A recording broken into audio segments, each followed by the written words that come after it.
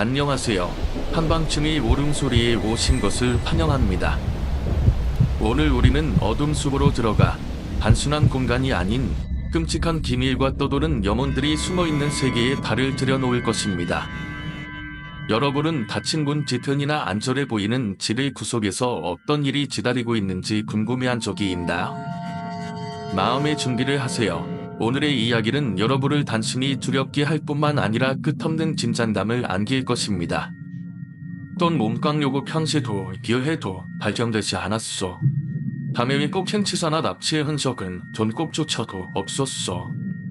그녀가 없어졌다는 사실을 제외하고는 모든 상황이 너무 지이하게도 깨끗했어. 딸의 이름은 에밀리였지.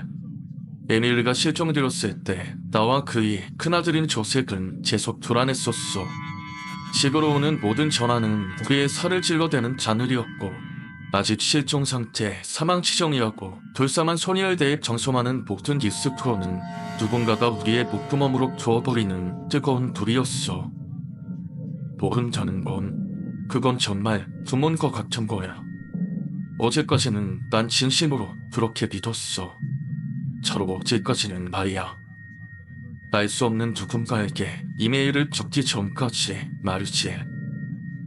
그 끔찍한 날에 에밀리한테 어떤 일이 일어났는지 진실을 말한다고 적혀진 이메일이었어.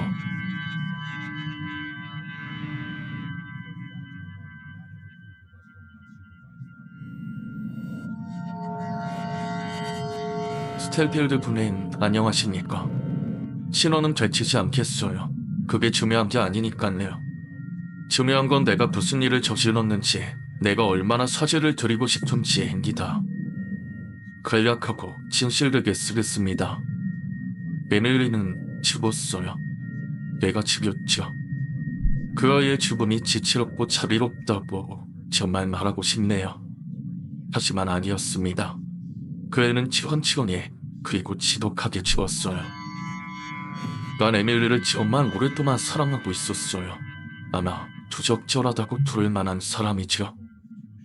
가장 힘든 사실은 그녀가 절대 날 사랑하지 않는다는 것을 안다는 것입니다. 적어도 내가 그녀를 사랑하는 방식으로는 아니겠죠. 하지만 이건 제발 시도를 해보지 않아서 그러는 게 아닙니다. 전에 몇 번이나 해봤지요. 정말 저보 같은 시도였답니다. 그녀는 제 애정에 반응하지 않았어요. 그녀는 절 혐오했어요. 그리고 그건 절 소심하고 처간하게 만들었습니다.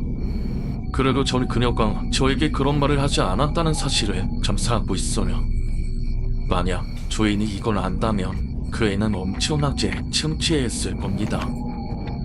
탄수화물을 드는 곳이 얼마나 힘든지 아십니까? 스탠피드 군이? 난 에밀리에 대해 더러운 망상을 갖고 있었어요. 그게 더러운 건 알지만 그게 절 흥분시킨다는 사실엔 어쩔 수 없었습니다. 지난해 동안 몇 번이나 가장 추억한 그 점이 왜 절 흥분하게 만들었나 하고 궁금해했습니다. 그리고 결론을 내렸죠. 사람은 이룰 수 없는 무언가를 가졌을 때 비로소 그걸 다듬는데 많은 공을 들이더군요. 마치 조각가가 조각상을 조금씩 깎아내는 것처럼 말이에요. 돌 속에 숨겨진 완벽함을 찾으려고 말입니다. 그 돌덩어리가 망가지는 건 중요하지가 않아요. 그 안에 숨은 완벽한 조각은 결코 차별되지 않거든요. 아니, 저기 할 수 없습니다. 잠시 또 다른 조각을 얻게 되는 거죠. 어쨌든 그 망상이 수면 위로 떠오를 때는 그건 상상력만으로 만족하기에는 너무 복잡한 형태가 되어 보입니다. 직접 설정을 단절해야 하죠. 따뜻하고 만족스러운 피커. 스탠필드 분이 난 정말 해버렸어요. 당신에게는 진실되게 말해야겠죠? 난 단지 망상만으로 만족하는 삶 속에서 뻥석대는 게 싫었어요. 난 그 모든 망상을 실행할 수 있다는 걸 보여주고 싶었어요. 그 누구도 아닌 내 자신에게 말이에요. 그렇다고 그 폭력적인 서면만으로 일을 벌인 건 아니었어요. 망상이 절 흥분시킨 건 사실이지만 무엇보다 중요한 건 내가 그 모든 일에 해냈다는 거였죠. 용기, 병신 같은 망상자인 줄알게 가장 필요한 건 용기였어요. 그리고 1년 전 오늘 나는 그런 용기가 내 안에도 있다고 증명했답니다. 나는 악어처럼 기다렸어요. 정말 질고 긴 게임을 했죠. 그때는 에밀리가 날 다시 믿었어요. 내 주변에서 편안함을 느끼고 경계를 풀도록 했어요. 저보고 집착한 그녀는 그저 몇 번의 솔뜨고 다시 저를 믿었죠. 그리고 그녀가 학교에서 집으로 오는 도중에 마침 내 지회를 잡아 움직였어요. 난 미리 낡은 오두막을 조여놨어요. 차라리 로직 탐스포를 던지고 족쇄 몇 개도 준비했었죠. 나 로맨틱하게 촛불도 몇 개 켜놨어요. 명백하게 그녀를 위한 것이 아니라 날 위한 것이었지만요. 처음엔 에밀리는 불안해했어요. 하지만 그 작은 오두막을 덤물어자고 설득 끝에 성공했죠. 우리 뒤에서 문은 닫히고 잠겼어요. 내 손에 든 총을 그녀가 보기도 전에 말입니다. 하지만 총을 걷을 때도 그녀는 착한 아이와 그런지 비명 같은 건 지르지 않았어요. 여기서 좀 실망했다고 말은 해야겠네요. 내가 굉장히 삐뚤어졌다는 건 알아요. 내 삶 자체가 삐딱했어요. 항상 숨겨지고 갇혀 있었지요. 그리고 에밀리는 그 삐딱한 인생의 유일한 대출종이었습니다. 가끔은 내가 그녀를 사랑한 이유가 그녀가 편리해서 가까이에서 있어서가 아닌지 의문을 품었어요. 아무튼 난 남치와 칼, 켄치 안자루시 그리고 전동들을 사용했습니다. 내가 예상했던 것보다 더 엉망이고 더 많은 시간을 넣고 더 많은 다른 것들이 나왔죠. 그녀가 마침내 죽을 때까지 대체로 몇 시간이 걸렸어요. 그건 감탄할 만했습니다. 생각외로 그녀는 절대 나를 즐겁게 해준 적이 없으니까요. 이건 자랑스러워 하실만 하세요, 스탠필드 거인. 그리고 자꾸 여기서부터 문제가 생겼어요. 일단 제가 그녀를 끝내자 그동안의 시열이 사라졌습니다. 전등 스위치를 끈 것처럼 순식간에 꺼졌어요. 차가운 공기가 전을 뚫고 들어와 머릿속을 휘저으며 뇌를 씻어내리고 드디어 심장이 차갑게 식는 듯한 감각이 느껴지며 정말 순식간에 정신을 차렸어요. 그리고 정신을 차린 제 눈앞에 들어온 광경은 내가 무슨 끔찍한 짓을 한 건지 저로 인지하게 해주었어요. 잠근까지의 찌꺼문 혐오감으로 그녀를 찢을 때 느꼈던 내 안의 모든 그 달콤함은 역겨운 맛으로 변했습니다. 그리고 깨달았어요. 내가 살인을 할 수 없다는 걸. 이건 내게 낫지 않는 일이라는 걸 말이죠. 누군가의 삶을 떼앗는다는 행동으로 인한 그 예시적인 쾌락에 비로소 그녀를 죽이기까지의 그 모든 것들이 두역질을 유발한다는 것을 절실히 깨달았어요. 난 잠시 남상가였어요. 스탠필드도에 잠시 극독이었어요. 나는 내가 한 행동에 나 자신에게 혐오감을 느낍니다.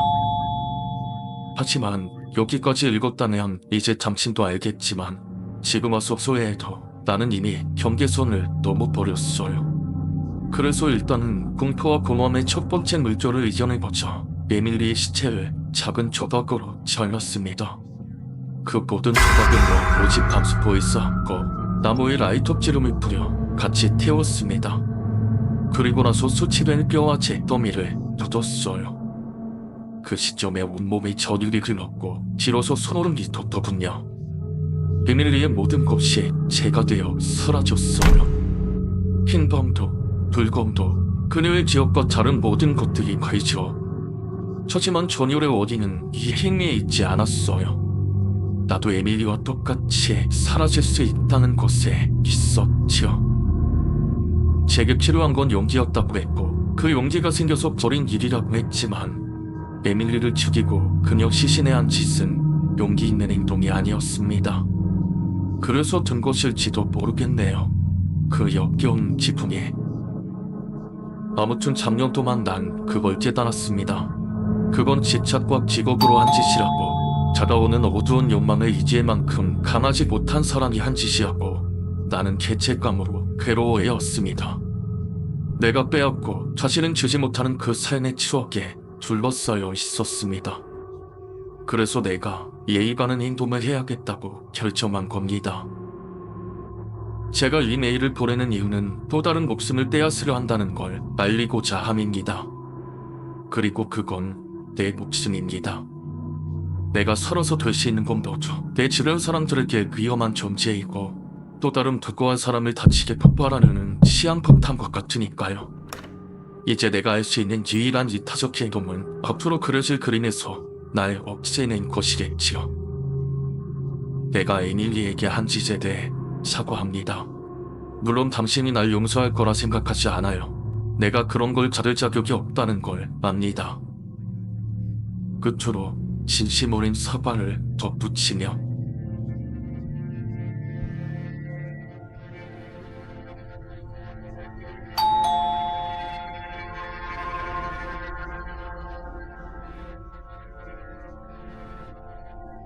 이 끔찍한 메일을 읽은 후 난 몇 시간 동안이나 울었어.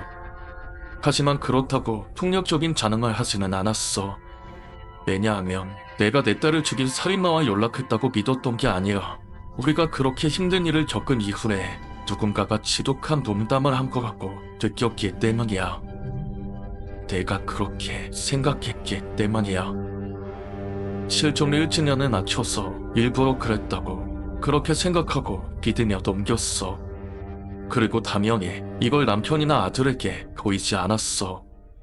아니, 보여줄 수가 없었어. 단지 나 혼자 십자가를 지고 그이와 내 아이를 위해 태어난 척했어. 난 그 이메일을 쓴 괴물 같은 인간에 우리 가족을 찢어버리게 놔둘 수 없었어. 그런데 아침에 조셉밤에서 어마어마하게 커다란 두 번의 소리가 났어. 그리고 나오 이제 이야기가 끝났습니다. 여러분은 오늘의 이야기에 대해 어떻게 생각하시나요? 각자의 생각과 해석을 댓글로 남겨주세요. 한밤중의 울음소리를 구독하고 이 영상이 마음에 드셨다면 좋아요를 눌러주시고 친구들과 공유해주시면 정말 감사하겠습니다. 앞으로도 더 많은 오싹한 이야기로 찾아뵙겠습니다. 여러분의 소중한 의견이 저에게 큰 힘이 됩니다. 감사합니다. 다음 이야기에서 만나요.